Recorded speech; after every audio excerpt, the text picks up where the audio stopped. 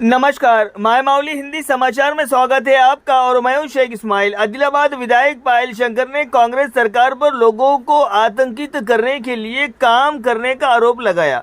उन्होंने बुधवार को हैदराबाद में बीजेपी प्रदेश कार्यालय में मीडिया से बात की और उन्होंने कहा है कि राज्य की सरकार 6 महीने पहले जनता से किए गए वादों को पूरा करने में विफल रही है। उन्होंने कहा है कि सरकार खरीफ सीजन के दौरान किसानों को पर्याप्त बीज उपलब्ध कराने में विफल रह रही है। उन्होंने कहा है कि कृषि विभाग के पास उचित योजनाएं नहीं है। उन्होंने कहा है कि किसान अपने परिवार के सदस्यों के साथ बीज के लिए कतार में खड़े रह रहे हैं और लाइन लगा रहे हैं। जो भूखे प्यासे उस लाइन में खड़े नजर आ रहे हैं तो उन्हें बीज नहीं मिल पा रहा है। उन्होंने कहा है कि सीएम रेवंत रेड्डी ने जब कहा था कि वो कर्ज माफी करेंगे तो वो गलत थे।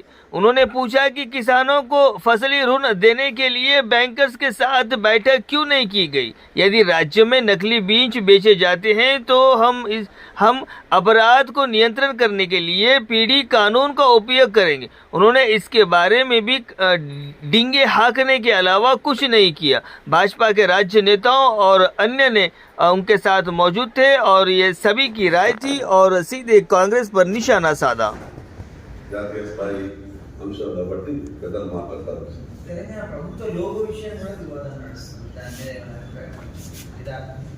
లోగో పాట కాళేశ్వరము అప్పుడు నష్టాలు అన్నీ కూడా కలిపి చర్చ చేసి కాలం గడపాలన్నట్టే కనిపిస్తున్నది ప్రభుత్వ ఆలోచన. ఈ విషయం ఇక్కడ కాదు, మేము అసెంబ్లీలో మాట్లాడాం.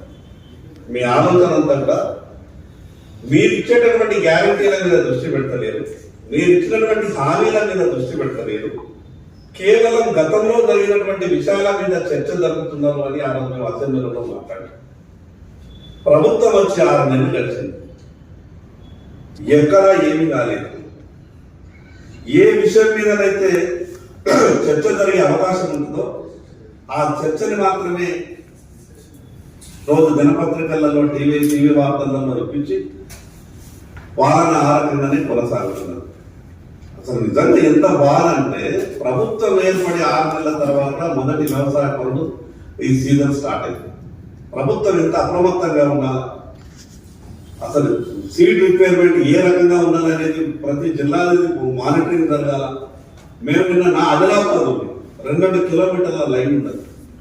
అసలు మేము ఆశ్చర్యపోతున్నాం. మేము చెప్పినాం ఎన్నికల హడావిడిలో రాజకీయాల విషయంలో మీరు పెడుతున్నటువంటి దృష్టి మిగతా మీ అడ్మినిస్ట్రేషన్ మీద పెడతలేదు అని మేము మాట్లాడాం, రిప్రజెంటేషన్స్ ఇచ్చినాం. ఈరోజు కంపెనీలు కృత్రిమంగా కొరతను సృష్టిస్తే కనీసం అధికారులు దాన్ని కంట్రోల్ చేసేటటువంటి పరిస్థితి లేదు. పీడీ యాక్టర్ గొప్పగా చెప్పింది. మాకు ఆశ్చర్యం ఏమనిపించిందంటే మా జిల్లాలోని డూప్లికేట్ విత్తనాలు దొరికిన తర్వాత రైతులందరూ అంటున్నారు పోలీస్ వ్యవస్థ, మిగతా అగ్రికల్చర్ వ్యవస్థ, రెవెన్యూ వ్యవస్థ పకడ్బందీగా వాళ్ళని పట్టుకున్నారు కదా, వాళ్ళకి ఏమైనా శిక్షలు ఖరారైతే అని అనుకున్నారు. పట్టుకున్న అరగంట లోపల కోర్టు నుంచి నిందితులు బయటకు వచ్చి మళ్ళీ డూప్లికేట్ విత్తనాలని మార్కెట్లో అమ్మేటటువంటి పరిస్థితి. ఏ రకంగా భయం ఉంటుంది నేరస్తులకు, ఏ రకంగా భయం ఉంటుంది నిందితులకు? గొప్పగా చెప్పింది. రాష్ట్ర స్థాయిలో ఉన్నటువంటి డీజీపీ గారి నుంచి మొదలు పెడితే జిల్లాలో ఉన్నటువంటి ఎస్పీల వరకు చెప్పింది పీడీ యాక్ట్ పెడతాం, కఠినంగా వ్యవహారం చేస్తాం, కఠినమైన చర్య తీసుకుంటాం.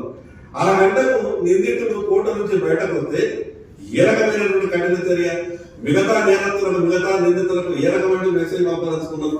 అందుకే ఈ వ్యవస్థలో ఉన్నటువంటి కనీస లోపాలను సవరించకుండా ఈ రాష్ట్రంలో అడ్మినిస్ట్రేషన్ ఈ రకంగా కొనసాగితే చాలా ఇబ్బందులు భవిష్యత్తులో ఎదుర్కోవాల్సి వస్తుంది.